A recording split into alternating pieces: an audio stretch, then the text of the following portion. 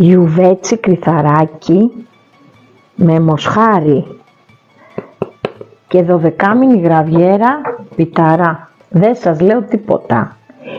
Ξέρετε, αυτό το φαγητό τα παλιά τα χρόνια σε ορισμένα μέρη της Ελλάδας δεν ήταν απλά ένα φαγητό. Ήταν ένα τεστ από την πεθερά στην ύφη. Οι κοπέλες, λέει, το πρώτο φαγητό που έπρεπε να ξέρουν να μαγειρεύουν ήταν ένα οικογενειακό κυριακάτικο γιουβέτσι. Έτσι λοιπόν, επειδή την πρώτη Κυριακή μετά το γάμο καλούσε η νύφη την πεθερούλα για δείπνο, από εκεί καταλάβαινε η πεθερά αν ξέρει η νύφη να μαγειρεύει. Αν το κρέας ήταν σκληρό ή δεν είχε δέσει το κρυθαράκι, η νύφη δεν ήξερε να μαγειρεύει. Και η πεθερά με το δίκιο της είχε, πώς να το πω, έγκουσες που λέμε εμείς στην Απείρανθο, ότι ο γιος της δεν θα τρώει καλά. Αν το φαγητό είχε πετύχει, ήταν ένα δείγμα πως η νύφη ξέρει να μαγειρεύει. Και η πεθερά έμενε ευχαριστημένη. Αφιερωμένο λοιπόν σε όλες τις πεθερούλες του κόσμου, είναι πάρα πολύ γλυκές όλες, αρκεί να τις αγαπάμε, να λέμε και το σωστό. Ένας γάμος μπορεί να σηκώσει πολλά, να αντέξει πολλά. Ένα κακό γιουβέτσι όμως, ποτέ.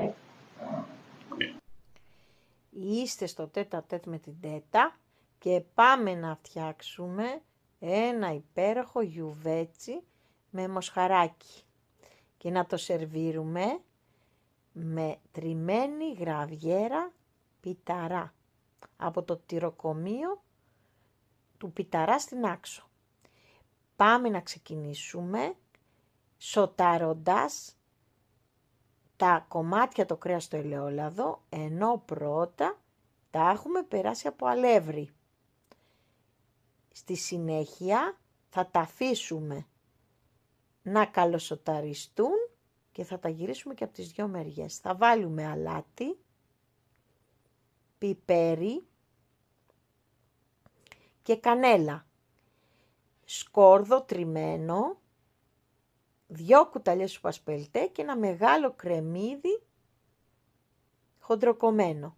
Θα τα ανακατέψουμε να σοταριστούν καλά και θα βάλουμε μια μικρή κουταλιά του γλυκού μέλι.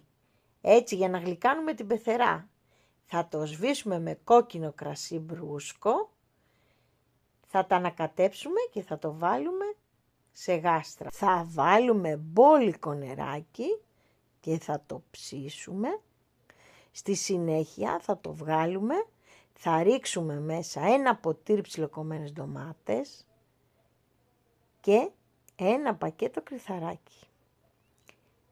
Θα ανακατέψουμε τελευταία φορά και θα το βάλουμε στο φούρνο να ψηθεί και να γίνει λουκούμι.